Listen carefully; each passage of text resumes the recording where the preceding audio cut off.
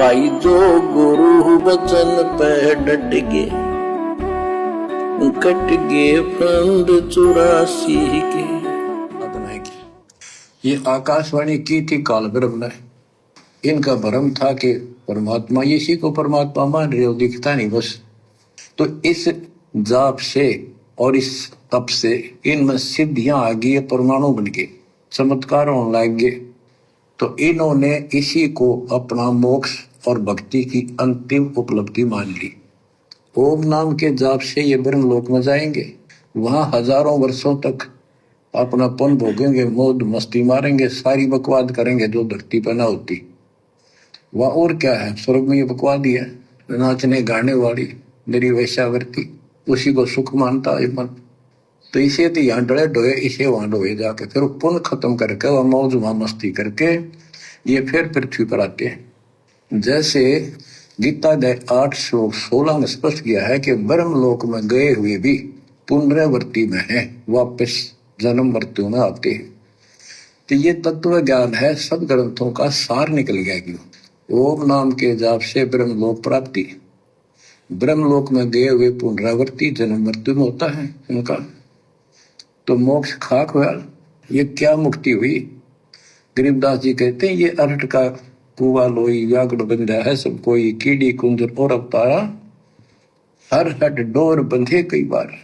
अब तब से इनमें सिद्धियां आ गई।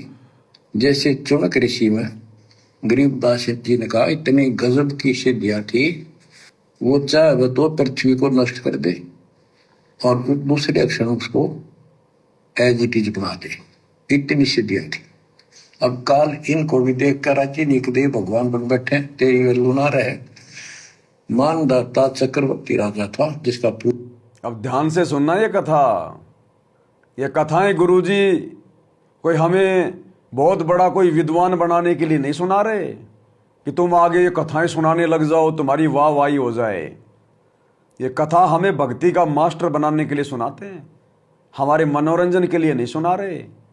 अब ये मानदाता की कथा कितनी बार सुनाई गुरुजी ने, कितने लोगों ने इसका निष्कर्ष निकाला। अब निकलेगा निष्कर्ष सात संगति के माध्यम से। क्या कह रहे हैं परमात्मा, ध्यान से सुनना कथा। मानदाता चक्रवर्ती राजा था जिसका पूरी पृथ्वी पर शासन होता। वो साल 2 साल में 10 साल में एक परीक्षण करते हैं कि कोई राजा मेरे विरुद्ध तो नहीं चल रहा है, मेरी पराधीन है कि नहीं। इसलिए घोड़ा छोड़ते हैं, उस पर लिख दिया जाता है जिसको मानदाता राजा चक्रवर्ती की पराधीनता स्वीकार ना हो, इस घोड़े को बांध ले, युद्ध के लिए तैयार हो जा। तो सारी पृथ्वी पर घूमे, किसी ने घोड़ा पकड़ा नहीं। उस पर लिखा रखा था, उस पर लिखा हुआ था कि राजा की 72 सौणी सेना है। तो किसी की हिम्मत नहीं पड़ी। चुनक ऋषि की कुटिया के पास से वो जा रहे थे, हजारों सैनिक, आगे आगे घोड़ा खाली, कोई बैठा नहीं उस पे। तो ऋषि ने पूछा कि घोड़ा कैसा है, इस पे सवार क्यों नहीं। बताया उन सैनिकों ने, ऐसा ऐसा काट। हम सारा घूमे, किसी ने राजा का घोड़ा नहीं पकड़ा, यानी किसी ने युद्ध नहीं उठा। दूसरा कहने लगा किसकी मां ने दूध पिला, राजा का घोड़ा पकड़ दे, 72 सौणी सेना, ये कर दे वो कर दे। ऋषि बोला भाई किसी ने ना पकड़ा तो मैं पकड़ देता हूँ और कह दो आपके राजा को। सुनक ऋषि ने उसका युद्ध स्वीकार कर लिया, घोड़ा बांध दिया वहीं पर एक पेड़ का। सैनिक बोले रहा कंगाल तय दाने खाने को नहीं, क्यों मजाक कर रहा है, फिर युद्ध मानदाता चक्रवर्ती के साथ करेगा, क्यों तेरी शायद बोल दे रही है, अपना बदले रहा हूं।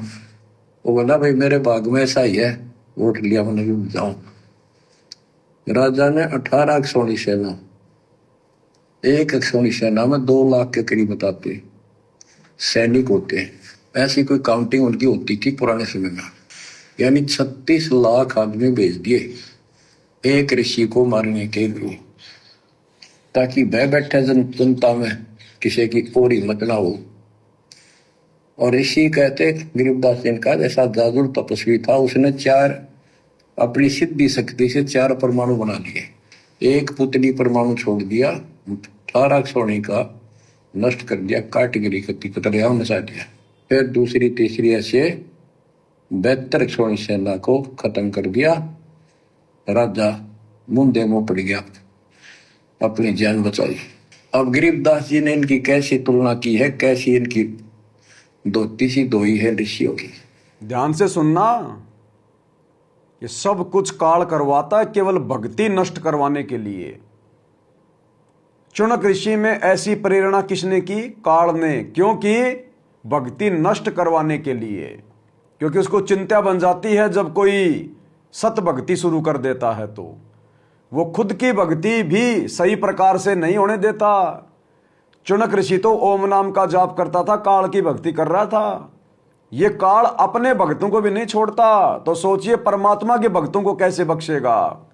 घात लगा के बैठा रहता, घात लगा के, मौका देखते ही झपट्टा मारता है।